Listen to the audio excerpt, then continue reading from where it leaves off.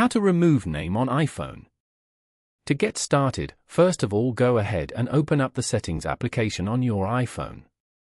Once you're here, scroll down to find the General option and tap on it.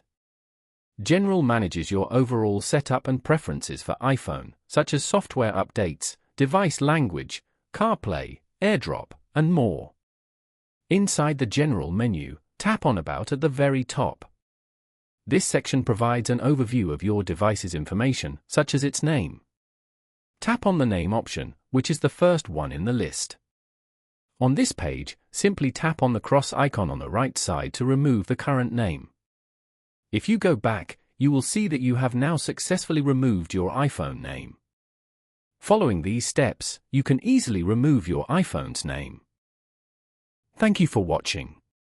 Please leave a like if this tutorial helped you, or leave a comment below if you have any questions related to the video.